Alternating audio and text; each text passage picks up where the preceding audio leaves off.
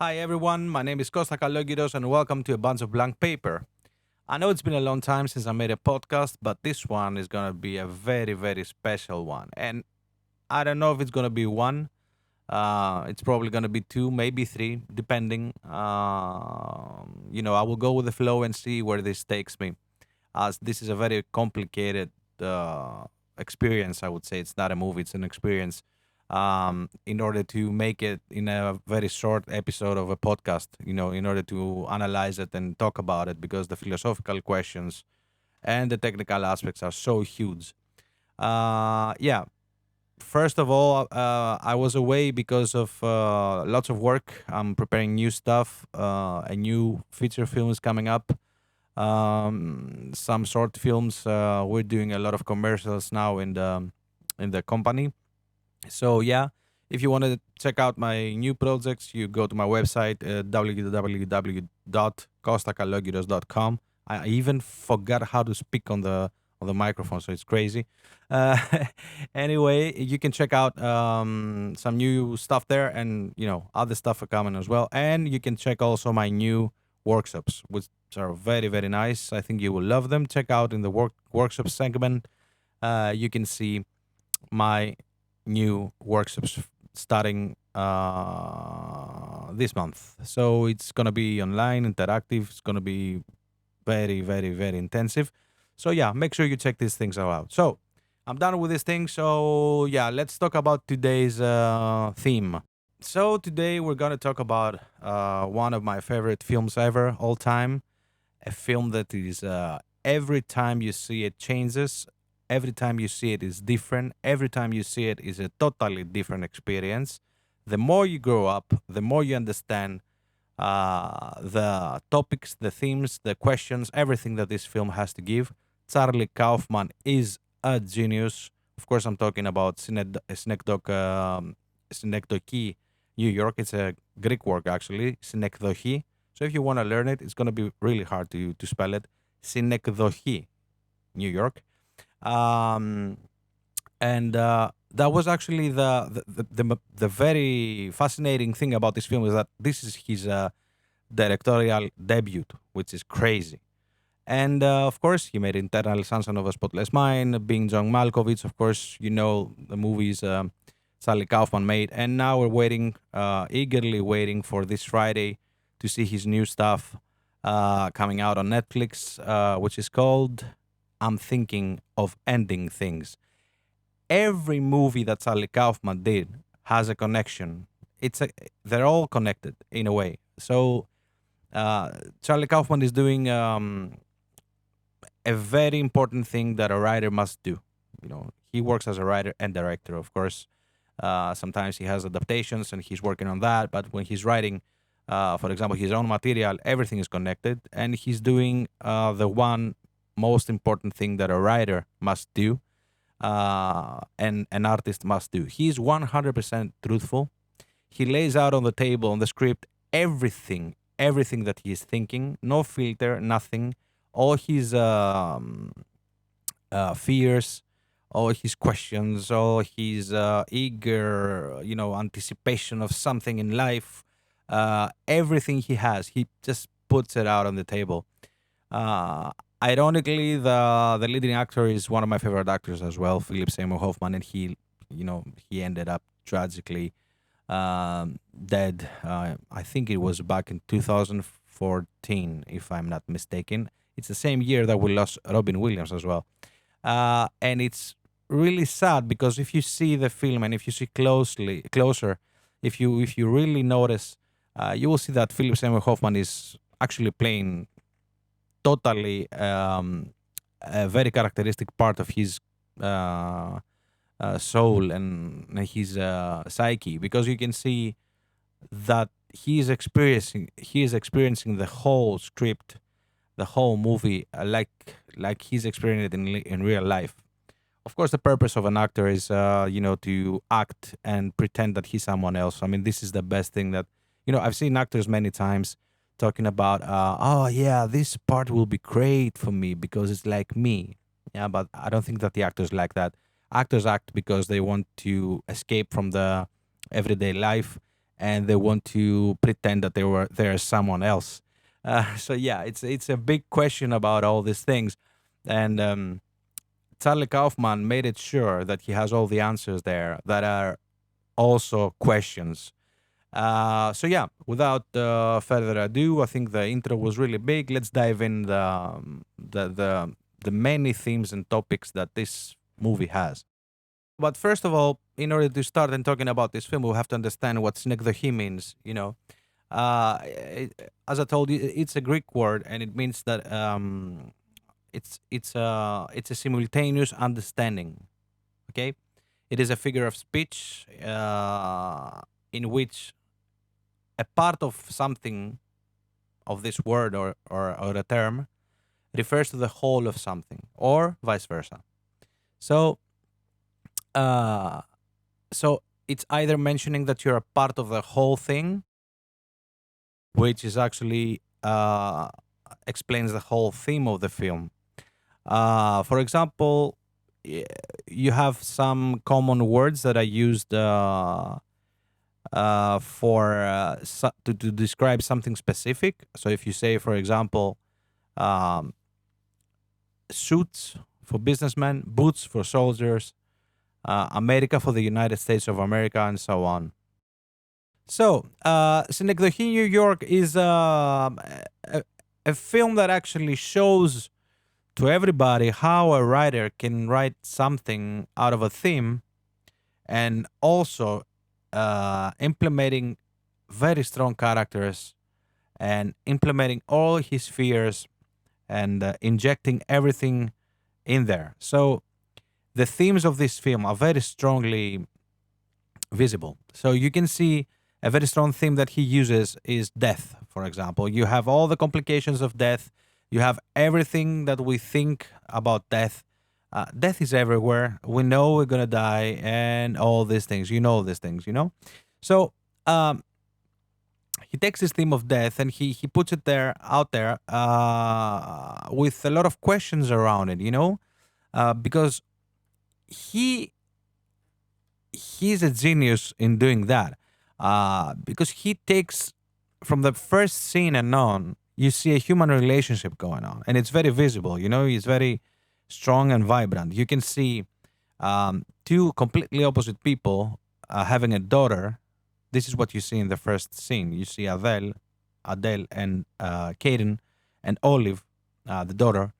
What you can see, where you can see there immediately the relationship that these people have between them. Okay, there's a kid, of course, there, and you always listen this thing that everybody says. Like a kid will be fine, and it will bring the balance in the relationship and all these things. Which for me is crap. You're not just having a baby because you want to save your marriage. It's shit. It's totally unfair also to the kid.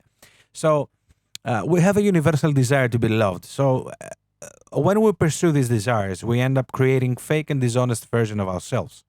That means that we just want to show that we are somebody else, or we just want to show some versions of ourselves just to sell them to other people.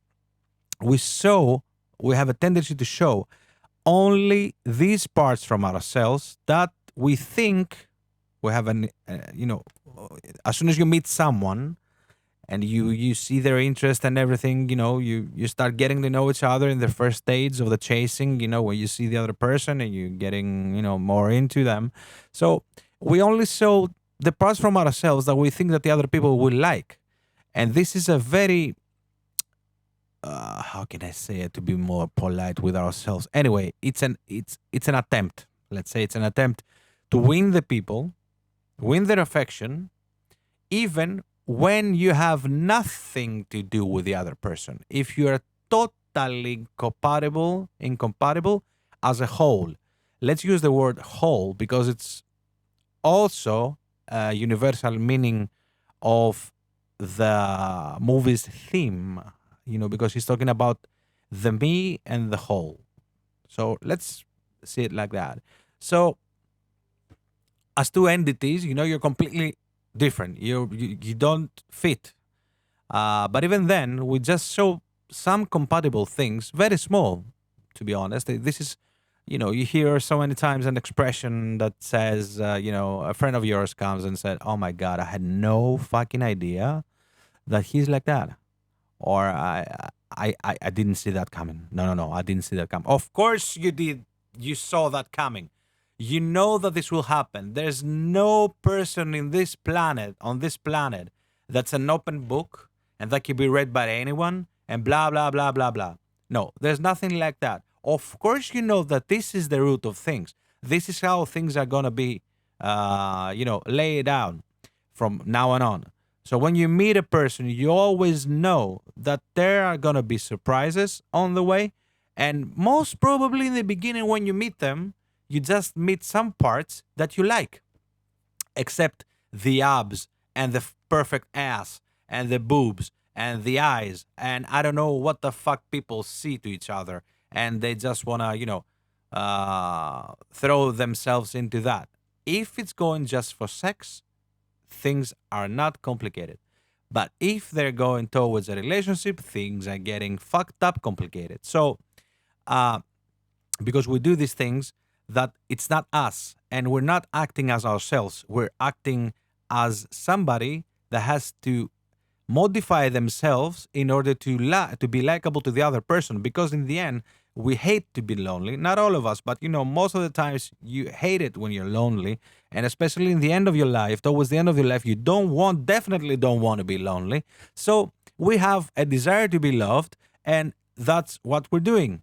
So we're throwing out the weapons, the small things that the other person will see and say, yeah, this person is compatible with me. And then, of course, hell breaks loose. Uh, so this leads people actually to convince themselves that they are with the wrong person. And when that person initially shows only what the other person would like, it's very easy to make that mistake. And this is the time that you say, oh my God, what the fuck am I doing with this person? Oh, you're an unknown person to me. You've heard that already. Time. You're a stranger. You heard these things all the time. Yeah, it's always a stranger, but you haven't seen it in the beginning. So, uh, in a nutshell, like Adele and Kaden in the film, people are more compatible with each other the less that they know about each other. And it's a sad thing, especially when a kid comes. This is a very sad thing because you realize it afterwards. And then you just say, oh my God, what am I doing with this person? I never ever loved him. And this is also what Adele thinks about Kaden. I never loved that guy. Why did I have even a child with him, So, uh, this movie wants to, talk about, talk on behalf of everybody. When I mean everybody, everybody. Men, women, transgender, LGBTQ, whatever, everybody. Because the identity that we have in our lives is decided by our brain and nobody else. I'm going to talk about this also because it's a theme in the film, and we're going to talk about this more analytically in a bit. So, um, yeah, he does this thing, which is really, really interesting for me. I found it fascinating. When I started writing, it was like, my God, how did he do that? He manages to create an egocentric person, not person, sorry, character. We write characters, not person. I mean, the translation between my thinking in Greek and going to English is sometimes a bit strange, but please bear with me because I, I have some really nice things to say about this stuff. So it looks like an egocentric movie. It sets everything is around Caden. Everything happens around Caden and how Caden is going to feel about that, and how Caden is going to do this, and how Caden is going to do that. So the thing is that this movie is one of the most universal movies I've ever seen in my life.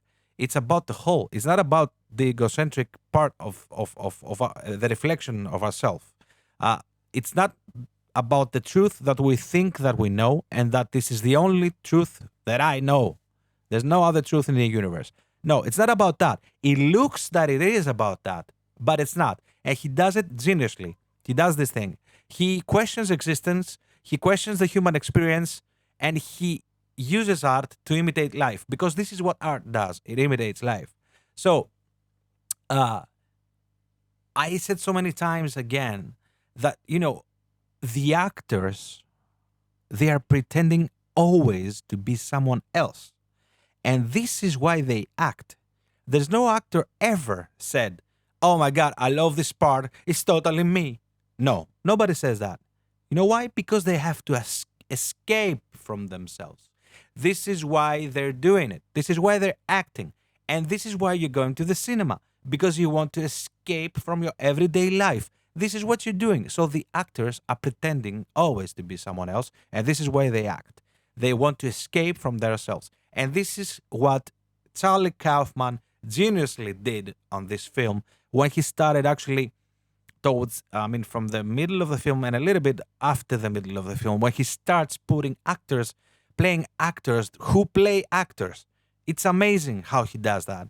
And it's fascinating to see the way he did it. So, when we enter the film, we have immediately the theme of time, because it's, time is immediately and directly connected to life, right? So, what do we see first? We see a clock, a radio clock, right? So we see the time. I don't remember what time it was. It was 7:44, I think. So we see the time. The thing is that if you pay closely attention to the credits when they're coming in, and I think I've read it in a review a long, long time ago that somebody mentions that. If you pay attention and you see the credits in the beginning are coming after a gray card. So it fades in, goes to gray, and then goes to the clock. This also happens in the end of the movie when the credits are rolling. So the film finishes, it's gray and credits. So gray, it's not 50 Shades of Gray, but even 50 Shades of Gray can be translated in that. Gray on this film is something really bad. It's not even black, it's gray. It's not white, it's not black, it's something in the middle, but it's so bad and so tormenting, gray. And he uses it in the film very cleverly. So whenever he uses gray, he wants to point out something. And you can understand that very, very easily if you follow closely to the dialogue of the film. You can hear Hazel saying sometime in the film, the beginning is at the end is at the beginning, something like that. I can find the exact quote, but she actually said that in order to point you. Yeah. The end is built into the beginning. This is what she said sometime in the film when she's a little bit older. She said the end is built into the beginning. So if you take it literally and you look at the end, then the end is literally built into the beginning, because you see two same things going on.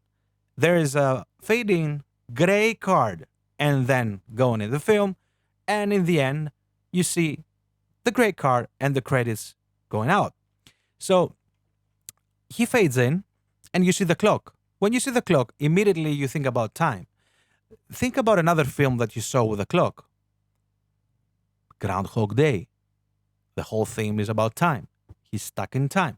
So whenever you see the timer, it's like, no, fuck. It's the same fuckers in the radio, and I'm stuck in this fucking Punxsutawney Phil village. So he cannot escape from that. So same thing happens here. Okay, with not the comedic part of it, but it's not it's a comedy, one of the best ever, Groundhog Day, but it's so dramatic at the same time. So, you see the clock. Time is 7:44. Credits roll in. Sorry, not the credits roll in. And you see the title of the film coming in. So when you see the title of the film coming in, when you see Synecdoche New York, what happens there? When the credit leaves the screen, immediately the time changes to 7:45. Immediately. So you see the clock title goes out same time. It's like the title was pushed from the time that had to pass, and push the whole credit over. And it's more evident if you pay attention also how the credit comes in. But this is more technical. I mean, if you're doing editing or if you're doing some stuff, you definitely saw it that the title actually fades in slowly. Okay, it fades in slowly and cuts, just like life. You fade in slowly from the womb, and suddenly cuts, and you die.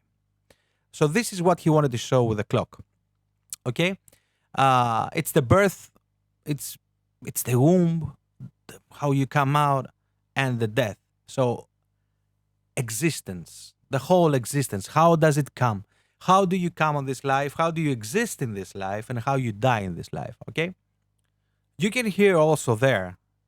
You struggled into existence and you're sadly slipping out of it, which is the full meaning of the whole movie. Of course, when you're young and you're watching this movie, you cannot see these things immediately, of course. And I saw it so many times. So, I'm not a magical person that can analyze films, but the more you look at it, the more you realize that everything is set from the first scene. So in the first scene, you see everything that you want to see, and the theme is set: time, time, time. Okay. Uh, Now we have also a very strong theme in the film, which is about the human communication, which cannot be achieved. And it's evident, especially in the doctor's room, when he always goes to the doctor for something. He has some problems, okay, but he's also hypochondriac. He's always thinking about the worst thing. And that's a complete opposite thing from Adele. Let's go to that. In the beginning, you see Adele in the first scene. Okay, the clock comes in. He wakes up. You hear these things, and then you see Adele coughing like really bad in her elbow. Putting her head in her mouth in the elbows and in the elbow, and coughs very, very, very, very strongly. She doesn't give a shit about this. Okay, then you see Olive, his daughter. By the way, the name olive is a tree. Olive is an olive tree we have in Greece also, and a lovely, beautiful olive oil and stuff. And it's not, of course, nothing is by luck here, by chance. Her name, we meet in the movie two names of trees. We see olive and hazel.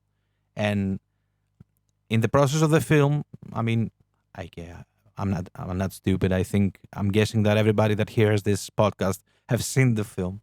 In the process of the film, if you keep something out of the relationships he had with women, then you might say that, the most strong women in his life were Olive and Hazel. So it's not, also on top of that, they're wearing always flowers, a pattern of flower on them. So, yeah, it's not by chance. Most of the women in the film were actually all of the women except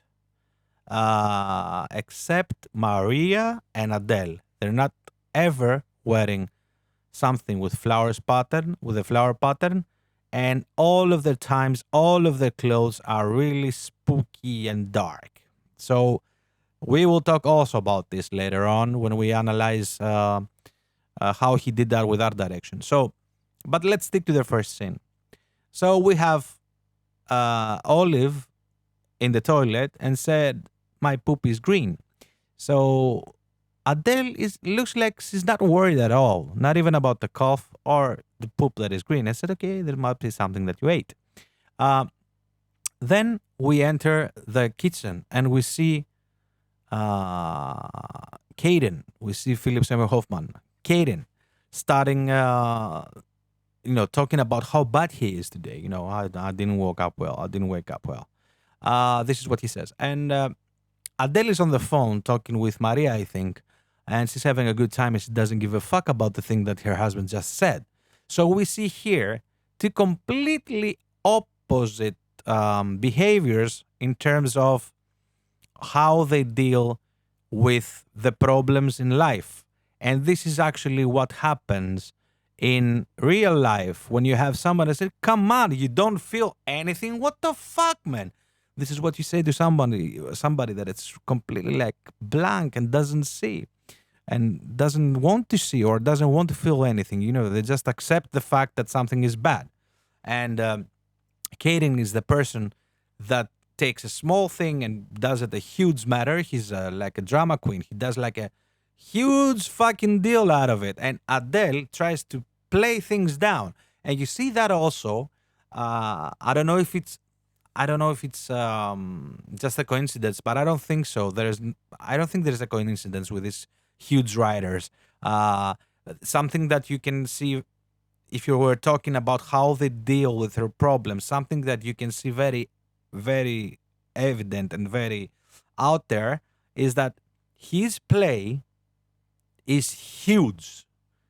Starts from something, never finishes actually. It's a huge thing. The more he goes on with his life and the more he's becoming old, the more huge the play is. So it's becoming bigger and bigger.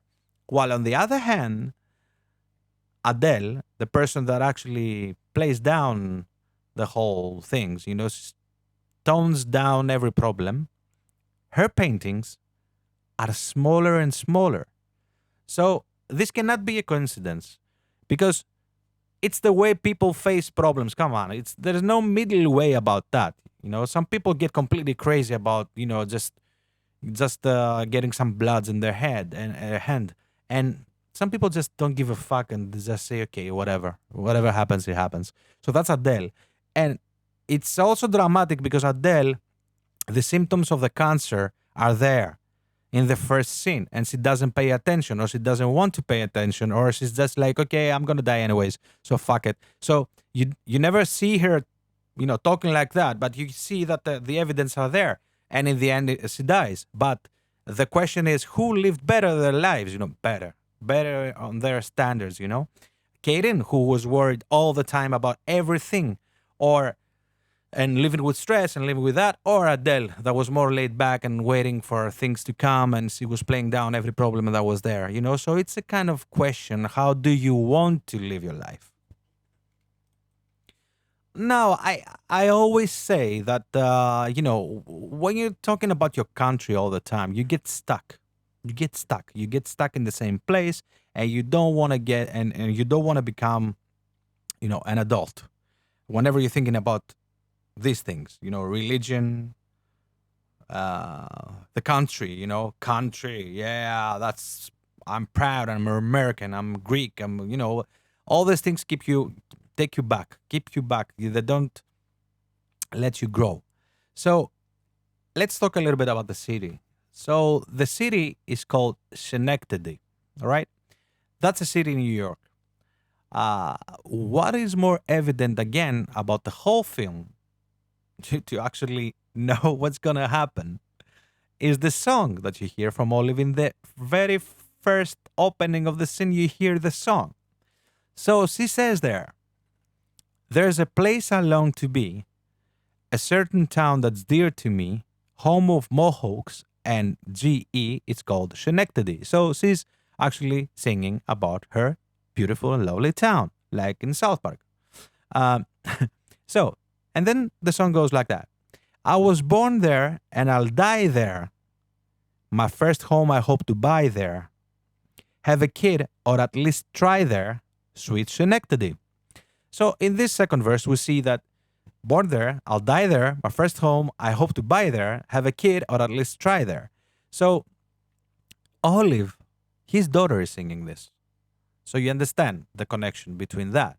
It's like a heritage goes on. Like I'm born here. I hope to buy a home here. I hope to have my kid here. And yeah, sweet Synecdoche, my beautiful, beautiful city. Then it continues. And when I'm buried and I'm dead, upstate worms will eat my head. It becomes very creepy here. It's like, oh wow, what's happening? It's collapsing. For every person that you know once they'll say goodbye and go. Think we'll see them soon? Well, no. We won't see them again. Also, this verse gives a huge meaning to the film. Huge meaning. And it's also very dark. Very dark. Like, if depending how you want to take the theme of the film, Either you take it and you are depressed for the rest of your life. Either you take it and you say, okay, let's move now because we're very we're in a stasis. Oh, actually, you hear the word stasis and antistasis. There is this thing in the film, and it's also in this verse. Okay, so and then, but there is always a last time that you see everyone.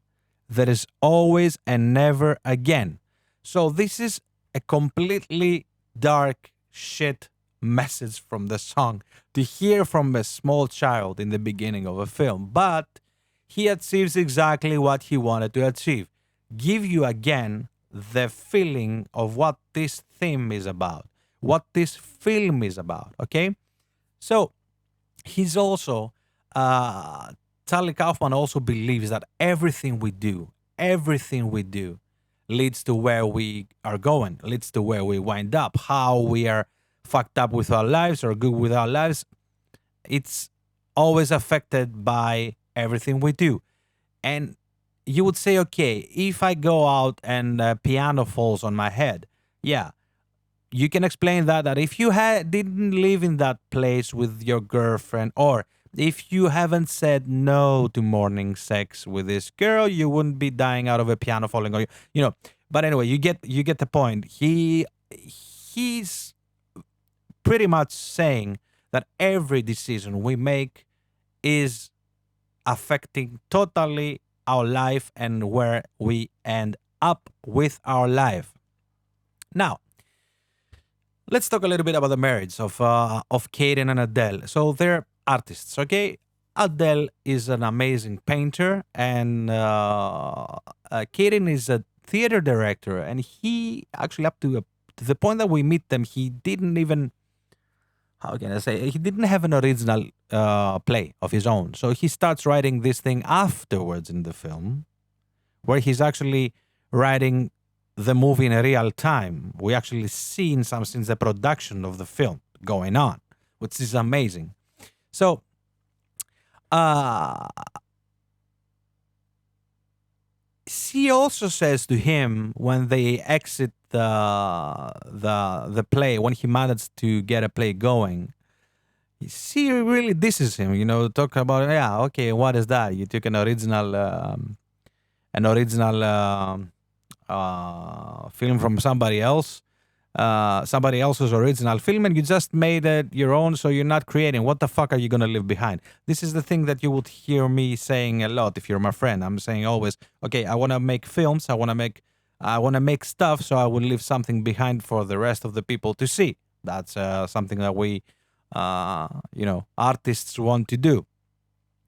So the relationship between them is really bad, and you can see it from the beginning. So she knows already that it's over. She knows that. Uh, they don't look at each other anymore. Kaden is so preoccupied with something that happens to him. Uh, so they're completely different people in the verge of just breaking up. Okay. Uh, Now, most of the times in our lives when we have experiencing the same thing every day, for example, you take you have a routine. You just go to your work from this street, and you just go out, and then you enter your car, and then you do some specific robotic things. This is when your mind actually is trained and used to this thing that you're doing, and sometimes you're not paying attention. This happens also to some experienced pilots, for example. If you're so experienced, has so many years in the line of work, and then you're just not doing one small thing that is like so typical, and then the plane goes down. It's like the Berlin weather. When I was living in Berlin, I had the same shit every day, snow up to I don't know what, and minus something for so many months. And many times you don't pay attention to things that are going on around you. So the more you have a routine in your life, the more you follow a specific path all the time, the more you're gonna have a tendency of not paying attention, to the signs that are coming. Now, so Kaden makes a huge deal out of things. Adele is not. Uh, Adele is sick. She doesn't pay attention to that in the beginning. Hazel has, he said, I'm not feeling very well. And then he starts going to the doctors, visiting doctors and stuff like that.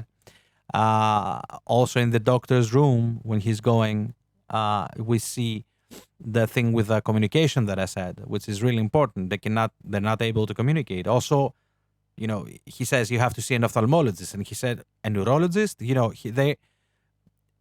They don't communicate, and this is what Charlie Kaufman says. We are unable to connect. We are unable to communicate in this life.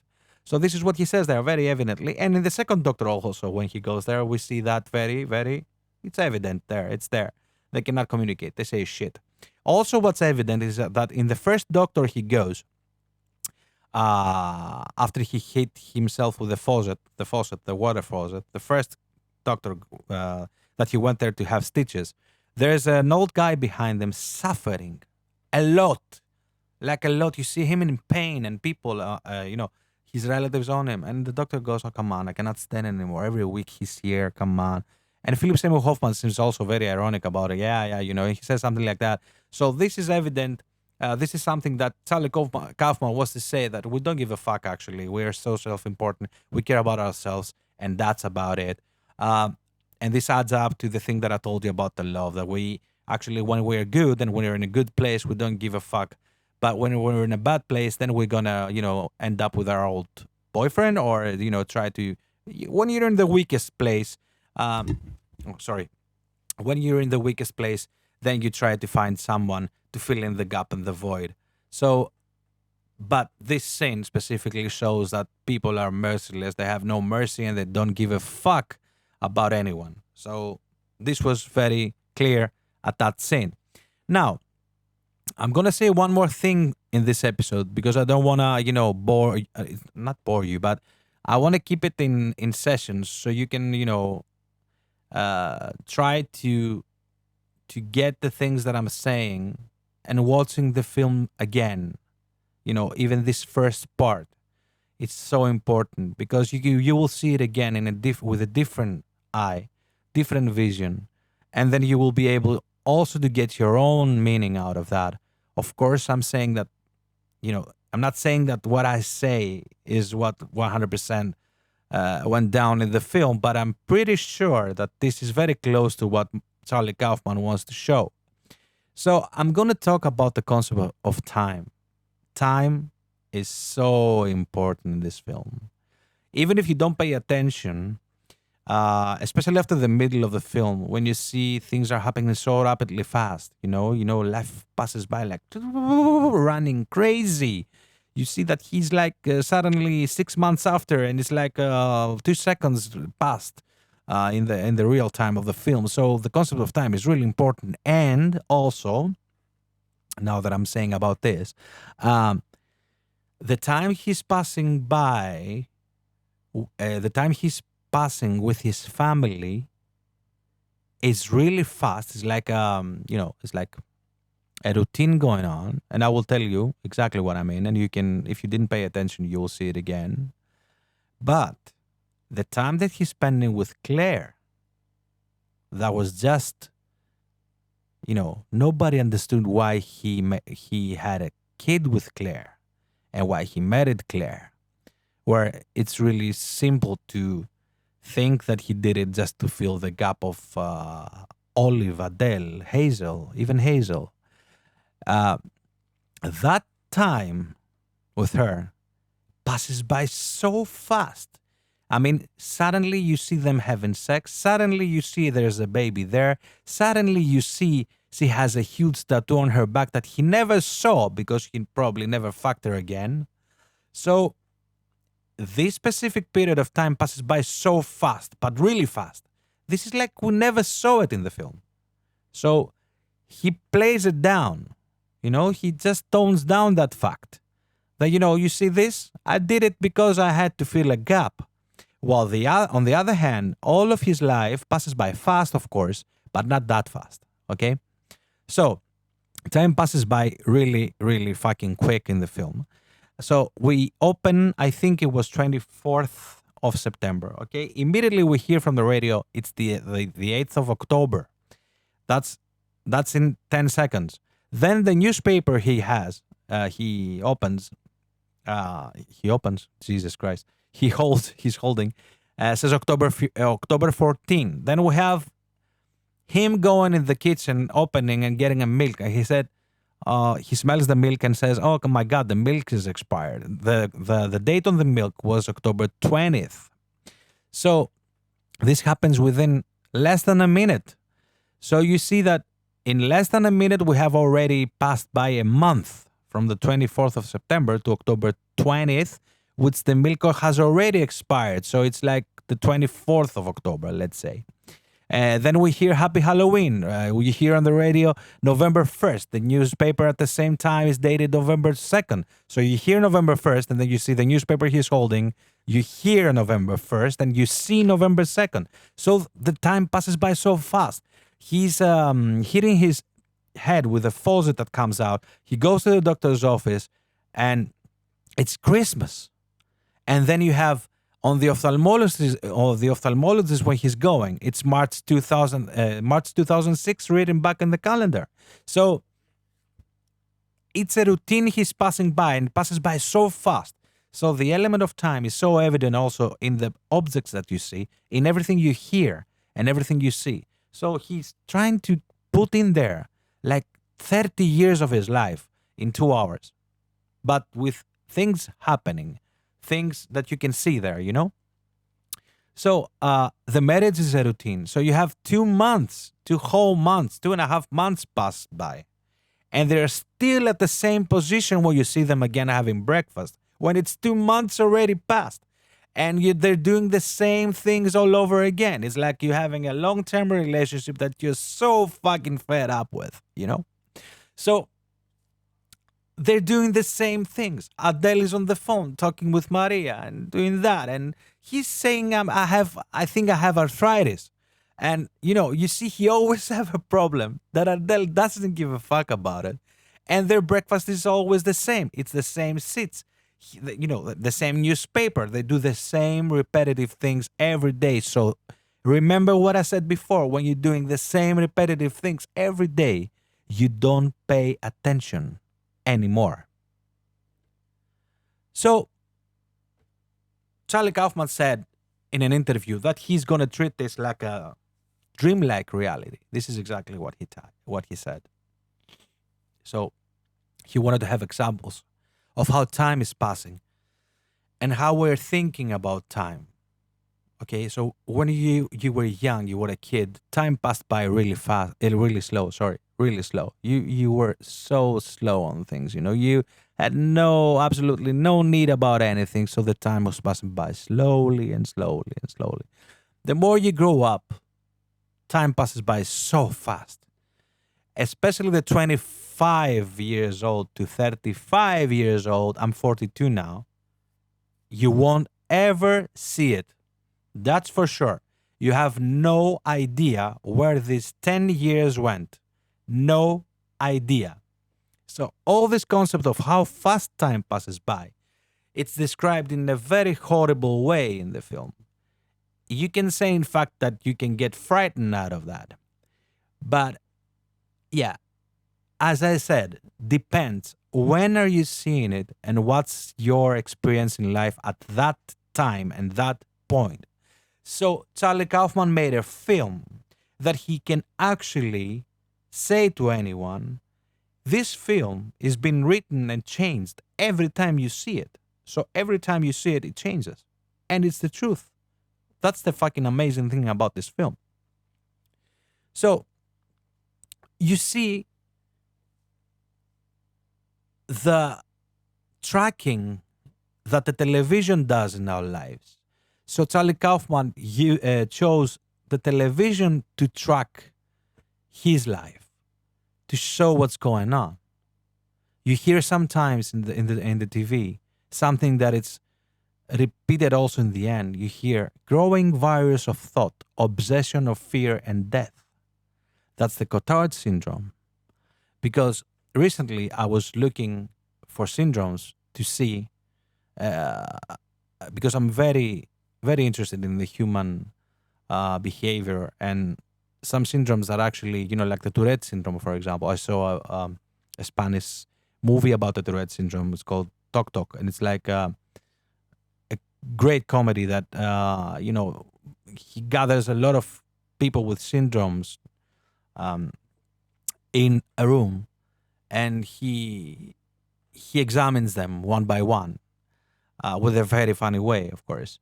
So I looked it up. So this growing virus of thought, obsession, or fear of death, it's the Cotard Syndrome. It's like you're always saying, I'm dead. It's like you think that you're not alive at the moment now that you're talking. You say, I'm dead. I'm not alive. So in this film, he examines that syndrome, but he's more into the idea that Caden is a living dead. Actually, he's alive and dead at the same time, which is probably something that you felt a lot of times in your life. Me, I felt it for sure when I had a big breakup with a relationship. I was like, am I alive or am I dead at the moment? So he examines this whole thing very closely, and I think he's a fan of this thing. I think he's more into this idea, the idea of that we are living dead, actually. So,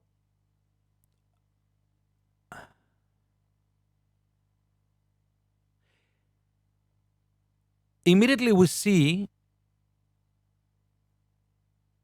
Caden going in the theater to have the rehearsal of his play.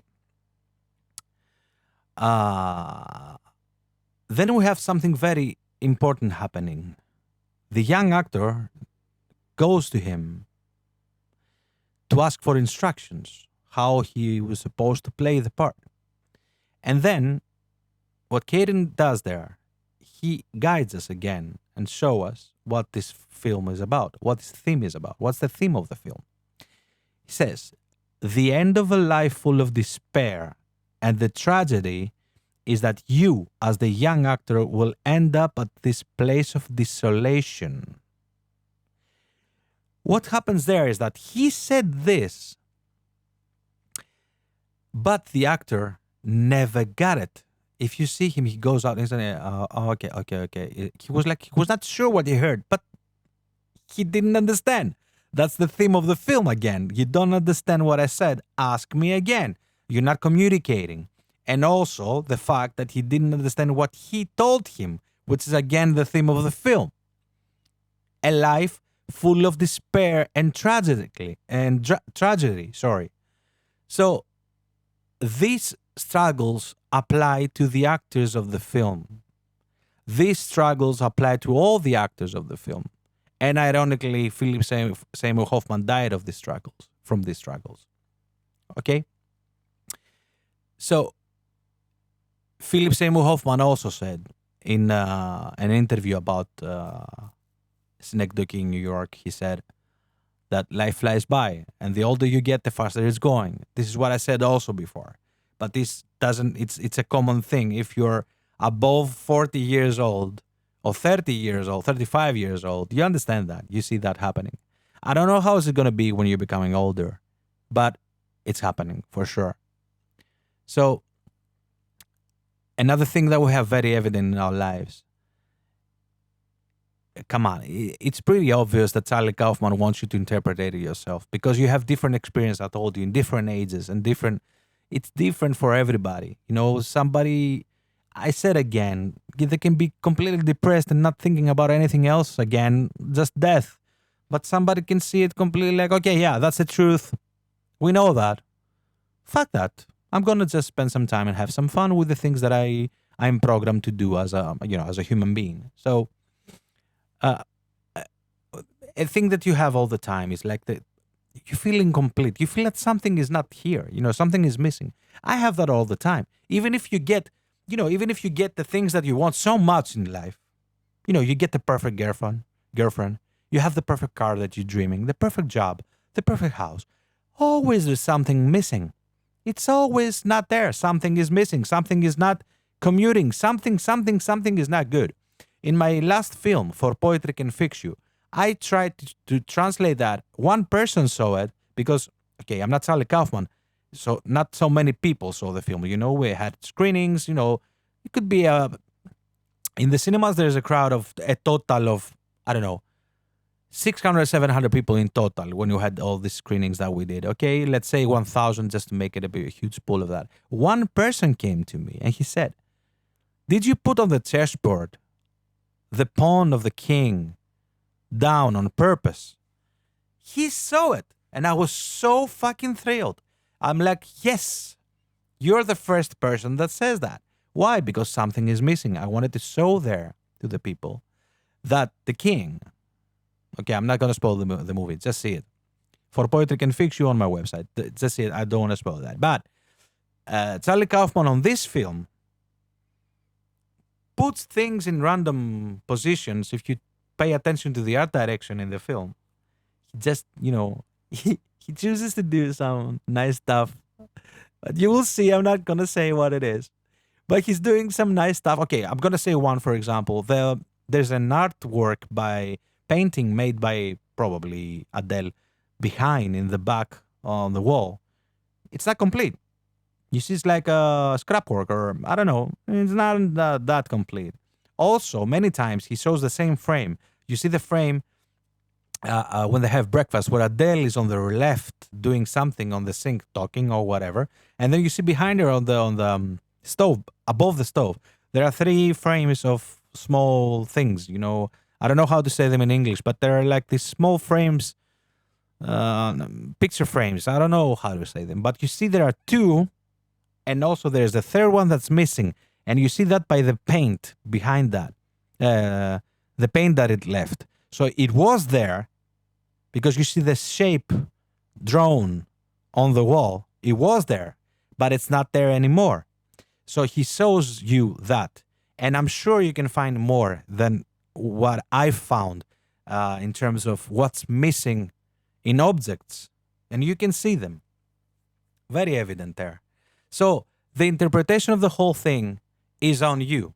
You will interpret it the way you want to interpret the film, and you will get the lesson you want from that film. So there is a lot of things that I want to say about this film. So we cannot do it in one episode. That's absolutely impossible. So that was the first episode about Synecdoche New York. I wanted to just analyze the concept of time and the theme of the film, but the thing gets really spooky and very, very amazing at the same time, and breathtaking and overwhelming in the next episode, when I'm going to analyze exactly, I'm going to go scene by scene in some scenes, and we're going to read also the screenplay to put it, and see why did he wrote it like this, because he explains a lot. We're going to talk about the part of the television, the part that television plays in the film, the cartoon that he sees in the film. We're going to talk about Sammy. Oh my God, Sammy is such an important person.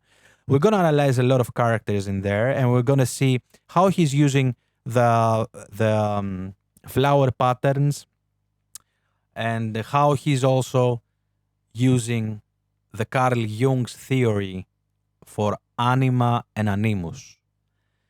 That's all from me for today.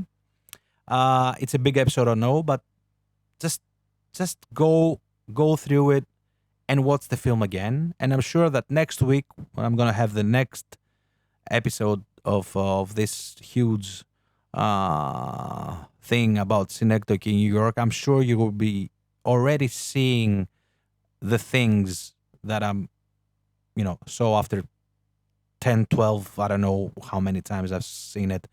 And it would be easier to follow up, okay? Thank you very much for being with me today on this podcast. It's the first podcast I'm going to also post on YouTube, just to have it there as well. It's available on Spotify. I don't know if you're listening on Spotify, and it's also in Apple Podcasts. Make sure you just check my website for workshops and, mentorship or script revisions, whatever you want.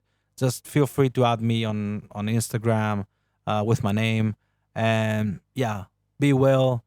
Bless you, and peace, love, and understanding for all of you. Thank you.